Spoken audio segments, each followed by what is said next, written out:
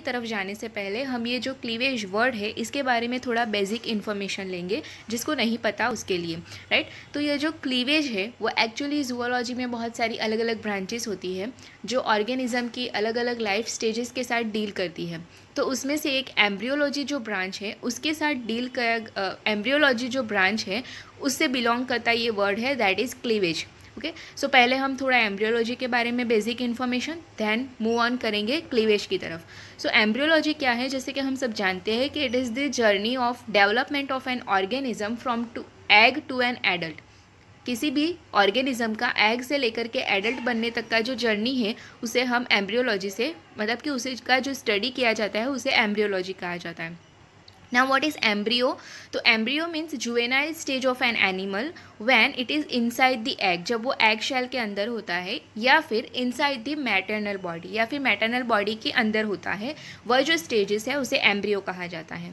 Embryology is the phase of development before metamorphosis in amphibia। अगर हम उसे और आसानी से समझने की कोशिश करें तो एम्फीबियन में मेटामॉर्फोसिस का पहले का stage, before hatching in birds, birds में हैचिंग होने से पहले का स्टेजेस, एंड मैमल्स में बर्थ के पहले का स्टेजेस, यानी कि बर्थ तक का जो स्टेजेस है उसे एम्ब्रियोलॉजी डील करता है, उसे एम्ब्रियोलॉजी के अंडर पढ़ा जाता है।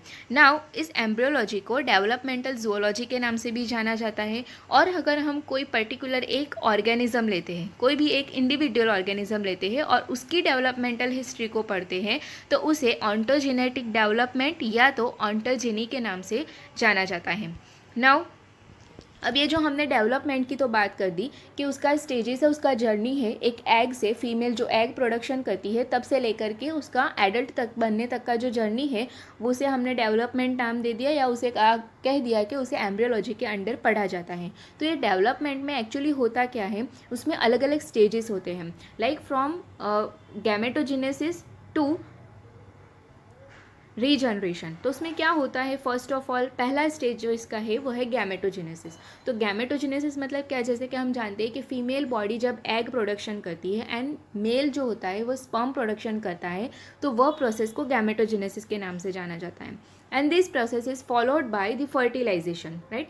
आफ्टर द गैमेटोजेनेसिस कौन सी प्रोसेस होती है, तो फर्टिलाइजेशन की होती है, जिसमें क्या होता है कि जो मेल गैमेट है यानी कि स्पर्म एंड फीमेल गैमेट है यानी कि ओवम, राइट, जो ओवम है एंड द स्पर्म जो है उनका क्या होता है, फ्यूज़न होता है और उसके बाद हमें मिलता है एक जाइगोट, यानी कि फ्यूज़न के बाद जो स्टेज होता है उसे हम अब जाइगोट के नाम से जानेंगे, क्योंकि पहले एग था देन स्पर्म था, दो चीज़ थी, उनका फ्यूज़न हुआ, तो अब उसको हम क्या नाम से जानेंगे, जाइगोट के।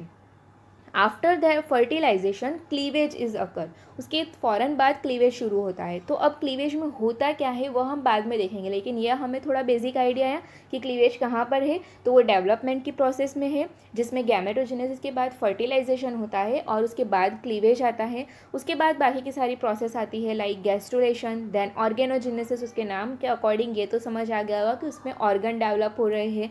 देन ग्रोथ होता है, देन डिफ्रेंशिएशन, यानी कि कौन से ऑर्गन को क्या काम करना है वो क्या करेगा, that is differentiation. Then metamorphosis in regeneration. अब मेटामॉर्फोसिस एंड रीजनरेशन को क्यों यहाँ पर इंक्लूड किया गया है डेवलपमेंट में या फिर प्रोग्राम ऑफ डेवलपमेंट में, तो हर कोई ऑर्गेनिज्म मेटामॉर्फोसिस या रीजनरेशन नहीं बताता, लेकिन हम जानते हैं कि मेटामॉर्फोसिस एंड रीजनरेशन एक ऐसी प्रोसेस है जिनमें कुछ अलग बनता है, कुछ नया बनता है शुरू से, राइट। जैसे कि मेटामॉर्फोसिस इन एम्फीबियन हम अगर बात करें तो एक फ्रॉग जो होता है जब वो हैचिंग होती है तो बिल्कुल फिश की तरह होता है, लाइक उनमें गिल्स होते हैं, पीछे टेल रीजन होता है, वो फिश की तरह दिखता है, राइट। लेकिन जैसे जैसे वो आगे बढ़ता जाएगा वैसे वैसे डेवलपमेंट होके क्या होगा कि मेटामॉर्फोसिस की प्रोसेस के बाद जो एडल्ट फ्रॉग आएगा वो बिल्कुल ही अलग होगा उसके शुरुआत के स्टेज से, यानी कि उनमें गिल्स चली जाती है, लंग्स आ जाते हैं, टेल जो होती है वो भी एब्जॉर्ब हो जाती है, टेल मतलब कि एब्सेंट होती है एडल्ट में और वो ज़मीन पर आ जाता है। सो यहाँ पर होता क्या है, टोटली नई चीज़, जब उसने हैचिंग कर लिया उसके बाद भी कुछ नया हुआ है। जबकि मैमल की हम बात करें तो हम जब जन्म ले लेते हैं उसके बाद हमारे पास कुछ नया नहीं बनता, राइट, जो है उनमें ग्रोथ होता है। सो यहाँ पर कुछ नया बन रहा है, इसलिए उसे भी डेवलपमेंटल बायोलॉजी के अंडर में ही पढ़ा जाता है। देन रीजनरेशन की बात करें तो जैसे कि कोई लिजार्ड है, अगर उसका हम टेल पोर्शन कट करते हैं तो वो टेल पोर्शन वो फिर से रीजनरेट कर सकती है, राइट। अगर ह्यूमन बीइंग में या कोई और मैमल में या कोई ऑर्गेनिज्म में ऐसा नहीं होता कि एक बार उनका डेवलपमेंट हो जाने के बाद अगर उनका कोई ऑर्गन कट कर दिया जाए तो वो फिर से डेवलप होगा, ऐसा नहीं होता, राइट। तो यह जो रीजनरेशन की प्रोसेस है उसमें भी कुछ नया बनता है, फिर से अलग से नया बनता है। सो इसीलिए उसे भी under the developmental biology study किया जाता है। अब हम फोकस करते हैं हमारी क्लीवेज की तरफ। तो क्लीवेज जो है उसे हमने कहा कि आफ्टर फर्टिलाइजेशन क्लीवेज का स्टेज आता है, राइट। और फर्टिलाइजेशन के बाद जो हमारा स्टेज है यानी कि एग और स्पर्म के फ्यूज़न वाला, उसे हम किस नाम से जानते हैं? जाइगोट के नाम से। तो एक्चुअल क्लीवेज में होता क्या है? क्लीवेज का मतलब होता है खंडित होना या टुकड़ों में डिवाइड होना। तो यहाँ पर भी उसे हम शॉर्ट टर्म में इसी तरह समझेंगे कि क्लीवेज क्या होता है, उसमें जाइगोट का सेगमेंटेशन होता है, right. It produce thousands of cell called blastomere, मतलब कि सेगमेंटेशन होता है तो हमें क्या मिलेंगे? बहुत सारे सेगमेंट मिलेंगे और उन सेगमेंट को हम ब्लास्टोमियर के नाम से जानते हैं। They are the building block for the construction of body of a multi cellular organism. जब भी कोई मल्टी सेल्यूलर ऑर्गेनिज्म बनता है तो उसका शुरुआत में, मतलब कि फर्टिलाइजेशन के फ़ौरन बाद सेगमेंटेशन होना स्टार्ट हो जाता है, यानी कि क्लीवेज स्टार्ट हो जाता है, जिसके बाद हमें बहुत सारे ब्लास्टोमियर बनते हैं। और वह ब्लास्टोमियर क्या है? तो हमारे बॉडी में जो मल्टी सेल्यूलर ऑर्गेनिज्म बनने वाला है, यानी कि पूरा हमारा होल द बॉडी जो कंस्ट्रक्ट होने वाला है, उसके हम बिल्डिंग ब्लॉक उसे कह सकते हैं, क्योंकि आगे जाकर इन्हीं सारे सेगमेंट में से कोई ना कोई ऑर्गन डेवलप होने वाला है। क्लीवेज जो होता है उसके एंड पे हमें ब्लास्टुला मिलता है, यानी कि क्लीवेज जब ख़त्म हो जाता है तो उस स्टेज को ब्लास्टुला के नाम से जानते हैं। अब ब्लास्टुला क्या है? तो आफ्टर द क्लीवेज एक हॉलो स्फेरिकल एम्ब्रियो मिलता है विथ अ कैविटी, यानी कि क्या होगा कि हमारे पास जो जाइगोट था वो क्या हुआ? बहुत सारे टुकड़ों में डिवाइड हुआ। आखिर में क्या होता है कि उनके बीच एक कैविटी मिलती है जिसके आसपास बहुत सारे सेल है, जिसे हम ब्लास्टोमियर के नाम से पहचानेंगे। और ये जो कैविटी वाला स्टेज हमें मिलता है कि जिसके साथ ब्लास्टोमियर भी है और बीच में कैविटी है, हॉलो कैविटी, तो उसे हम ब्लास्टोसिल, यानी कि इस कैविटी को ब्लास्टोसिल और ये कैविटी वाला जो स्टेज है उसे ब्लास्टुला के नाम से पहचानेंगे। Some animals develops morula before blastula. अब मोरूला क्या है? तो ये बहुत ही सिंपल है कि ऐसा स्टेज कि जब ब्लास्टोसिल नहीं होता, यानी कि जब वो कैविटी नहीं होती, जब सिर्फ सेगमेंट ही होते हैं, जब सिर्फ ब्लास्टोमियर ही होते हैं, तो वो स्टेज मलबेरी फ्रूट के जैसा लगता है, इसलिए उस स्टेज को मोरूला स्टेज कहते हैं। आफ्टर दैन क्या होता है कि कैविटी बनती है और उस कैविटी को हम ब्लास्टोसिल एंड उस स्टेज को ब्लास्टुला कहेंगे। अगर उसको हम फोटोग्राफ में समझे तो कुछ इस तरह से सेगमेंटेशन स्टार्ट होता है एंड आफ्टर दी क्लीवेज हमें ऐसा कुछ स्टेज हमारा जाइगोट का मिलता है, यानी कि शुरुआत में सिर्फ एक सिंपल सा राउंड जैसा स्ट्रक्चर दिखने वाला जाइगोट धीरे धीरे क्या होता है? सेगमेंट में डिवाइड होने लगता है और बहुत सारे सेगमेंट में डिवाइड होने के बाद लास्ट में एक कैविटी वाला हमें ब्लास्टुला स्टेज। अगर हम इस क्लीवेज के फोटोग्राफ्स को ध्यान से देखें तो हमें क्या देखने को मिलेगा कि from the first image to last image एक ट्रांसपेरेंट राउंड कलर का लेयर है, राइट। तो ये हम यहाँ पर दिखाने की क्या मैं ट्राई कर रही हूँ कि जो स्टार्टिंग का स्टेज है उसकी जो साइज़ एंड शेप है उसी तरह का साइज़ हमें लास्ट के स्टेज पर भी मिलता है, राइट। यानी कि यहाँ पर क्लीवेज के दौरान उसकी साइज़ में कोई भी जात का इंक्रीजिंग नहीं होता, जो उसका साइज़ था वैसा ही रहता है। और वही हमें लास्ट में जब ब्लास्टुला स्टेज मिलता है तब का साइज़ और शुरुआत का जो जाइगोट का साइज़ है वो सेम रहता है, यानी कि जो कुछ हो रहा है वो उसके अंदर हो रहा है, उसकी साइज़ पर इसका कोई भी इफ़ेक्ट नहीं होता। नाउ अगर हम क्लीवेज के कुछ सैलेंट फीचर्स देखते हैं तो fertilise egg divides repeatedly by mitosis to produce thousands of cells called blastomere. यह जो प्रोसेस होती है क्लीवेज की, जिसके दौरान सेगमेंटेशन होता है और हमें बहुत सारे सेल्स मिलते हैं, थाउजेंड्स ऑफ सेल्स मिलते हैं, उसे ब्लास्टोमियर के नाम से जाना जाता है और वह प्रोसेस माइटोसिस के थ्रू होती है। Cleavage produces a solid mass of cells called morula, यानी जो हमने बात की कि जो कैविटी बिना का स्टेज है उसे क्या कहते हैं हम? मोरूला। और वो कुछ सर्टेन एनिमल्स में ही पाया जाता है। कुछ एनिमल में क्या होता है कि ऐसा सॉलिड मास नहीं लेकिन कैविटी वाला ही स्टेज डायरेक्ट होता है। ऐसे ऑर्गेनिज्म के जो मोरूला स्टेज दिखाते हैं वो मैमल्स है। इन मेजॉरिटी ऑफ एनिमल्स क्या होता है कि क्लीवेज अपने आप में एक हॉलो स्फीयर वाला ही होता है, हॉलो कैविटी वाला ही होता है, जिसे हम ब्लास्टुला कहते हैं। यानी कि उनमें बीच में ऐसा कोई स्टेज नहीं आता जब टोटली कम्प्लीटली सारे के सारे सेल ही हो, सारे के सारे ब्लास्टोमियर ही हो, उनमें कैविटी रहती है और मतलब कि ब्लास्टुला ही होता है, मोरूला स्टेज उनमें देखने को नहीं मिलता।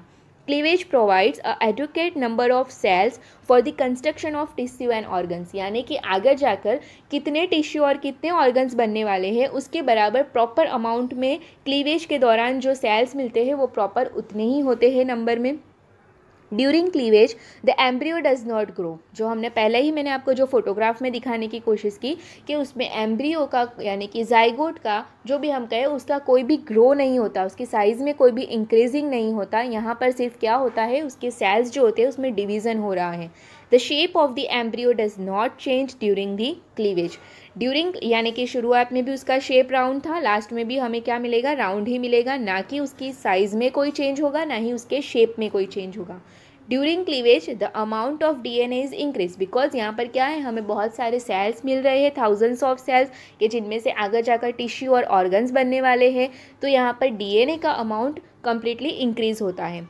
नाउ अब आई होप कि क्लीवेज का बेसिक हमें आइडिया आ गया होगा। सो हम आगे चलते हैं पैटर्न ऑफ क्लीवेज की तरफ। तो यह पैटर्न, ये वर्ड क्यों लिया है, या फिर इसे हम टाइप्स ऑफ क्लीवेज भी कह सकते हैं। तो हमने क्लीवेज के बारे में देखा कि वो क्या है, सेगमेंटेशन है, राइट। जाइगोट का सेगमेंटेशन होने की प्रोसेस है। अब यहाँ क्या होता है कि हर ऑर्गेनिज्म या क्लीवेज की अलग अलग पैटर्न दिखाता है, यानी कि जैसे हमने आगे फोटोग्राफ में देखा कि एक सेल है जो क्या हो रहा है, एक दूसरे से अलग होकर के टूट रहा है, या फिर दो सेल में डिवाइड हो रहा है, सेगमेंटेशन हो रहा है उसका। तो हमने पैटर्न देखी कि यहाँ से डिवाइड हुआ है, राइट। लेकिन हर ऑर्गेनिज्म सेम ऐसा नहीं दिखाता। कुछ में क्या होता है कि एक जो जाइगोट है उसमें लॉन्जिट्यूडिनल होता है, किसी में सिर्फ स्टार्टिंग के पोर्शन पर ही होता है, किसी में वो साउथ टू नॉर्थ होता है, तो किसी में वेस्ट टू ईस्ट होता है। यानी कि उनका जो पैटर्न है, डिवाइड होने का जो पैटर्न है, वो अलग अलग ऑर्गेनिज्म में अलग अलग है। सो इसलिए इस क्लीवेज को अलग अलग टाइप में डिवीज़न किया गया है और उसे ही हम पैटर्न्स ऑफ क्लीवेज के अंडर में पढ़ते हैं। So first is holoblastic and second one is meroblastic. अब इसे हम थोड़ा सिंप्लीफाई करने की कोशिश करते हैं कि ये दो मेजर टाइप है वो किस तरह से किए गए हैं। तो होलो यानी क्या होता है, कंप्लीट, टोटल, राइट। तो जब जाइगोट का कंप्लीटली डिवीज़न होता है, जाइगोट का कंप्लीटली डिवीज़न होता है तो उस क्लीवेज को होलोब्लास्टिक क्लीवेज कहते हैं।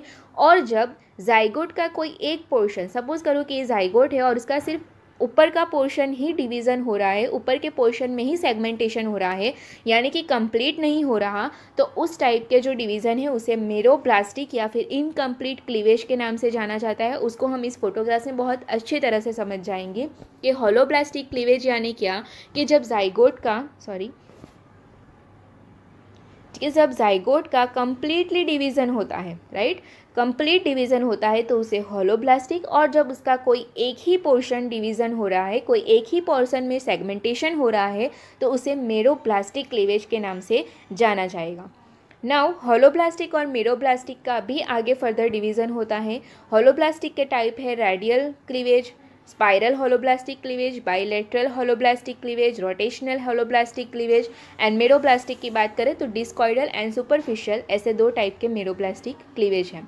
होलोब्लास्टिक की बात करें तो जैसे कि हमने फोटोग्राफ्स में दिखा और बात की कि उसमें क्या होता है, पूरा का पूरा जाइगोट डिवाइड होता है। So entire egg is divide, also called total और कंप्लीट क्लीवेज। उसे कंप्लीट या तो टोटल क्लीवेज के नाम से भी जाना जाता है। और उसके फर्दर डिवीज़न हमने देखे कि किस।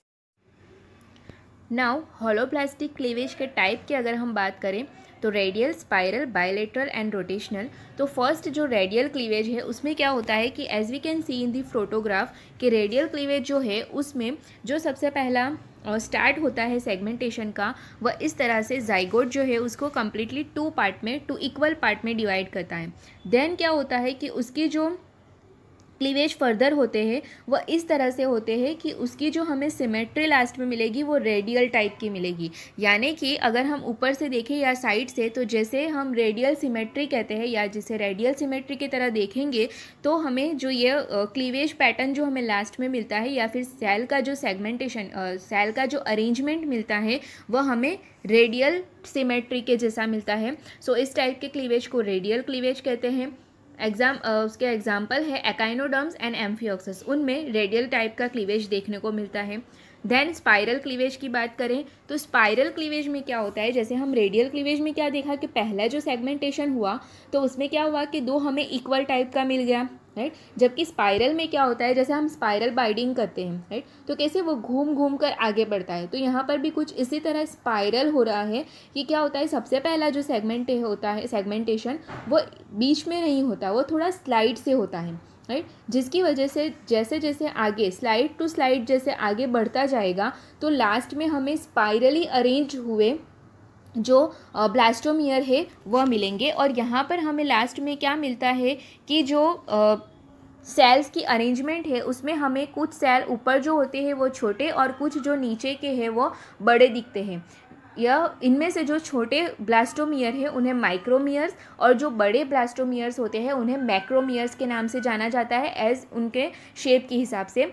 देन उनके एग्जाम्पल है एनालिड्स, मॉल्यूस्कन एंड फ्लैटवर्म्स, उनमें स्पाइरल टाइप का क्लीवेज पाया जाता है। देन बाइलेटरल क्लीवेज जो ट्यूनिकेट्स में पाया जाता है। अब बाइलेटरल माने क्या, तो जैसे रेडियल सिमेट्री है वैसे ही बाइलेटरल भी सिमेट्री होती है। लाइक ह्यूमन बीइंग में अगर हम बात करें तो बाइलेटरल सिमेट्री हमें देखने को मिलती है। तो हम ये कैसे कहते हैं, बिकॉज अगर हम एक इमेजिनरी लाइन से हमारी बॉडी को डिवाइड करें तो दोनों साइड पर हमें इक्वल पार्ट देखने को मिलते हैं। लाइक लेफ्ट साइड पर जैसी आई है वैसे ही राइट साइड पर है, लेफ्ट साइड पर जैसा हैंड है वैसे ही राइट साइड पर भी हैंड है।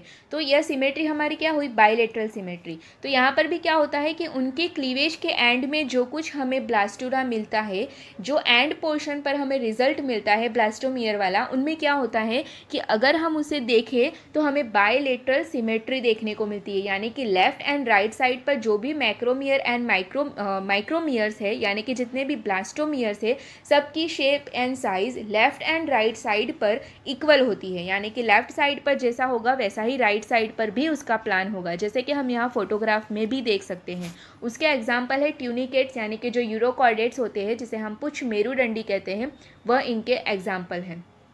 Then last one is rotational, कि जो मैमल्स में एंड निमेटोड्स में पाया जाता है। उनमें क्या होता है कि उनका क्लीवेज थोड़ा सा अलग टाइप का देखने को मिलता है, थोड़ा यूनिक होता है। उनमें फर्स्ट क्लीवेज तो सिंपली जैसे बाकी के ऑर्गेनिज्म में होता है उसी तरह से होता है, लेकिन ध्यान सेकंड से वो थोड़ा चेंज होता है। किस तरह से, तो सेकंड से वो अपने एक्सिस की सराउंडिंग इस तरह से क्लीवेज होता है कि उसे हम अगर देखें तो हमें 90 डिग्री पर अरेंज हुए हुए ब्लास्टोमियर देखने को मिलेंगे।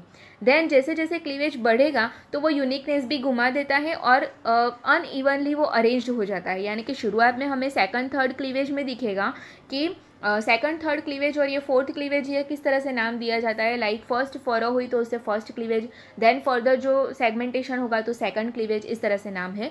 तो यहाँ पर क्या होगा कि सेकंड थर्ड में हमें देखने को मिलेगा कि ब्लास्टोमियर 90 डिग्री से अरेंज हुए हैं, लेकिन फिर वह अनइक्वली डिवाइडेड हो जाते हैं और लास्ट में हमें बीच में कैविटी वाला ब्लास्टुला वाला अनइक्वली ब्लास्टोमियर वाला एक स्टेज मिलता है। सो इस टाइप का जो स्टेज है उसे रोटेशनल क्लीवेज कहा जाता है और वो मैमल्स में और निमेटोड्स में पाया जाता है। फर्दर अगर हम बात करें सेकंड पॉइंट की तो वो है मेरोब्लास्टिक क्लीवेज। तो in this cleavage only a portion of the egg divide, सिर्फ क्या डिवाइड होता है तो एग का कोई एक पोर्शन ही डिवाइड होता है, जैसे कि हमने आगे फोटोग्राफ में देखा।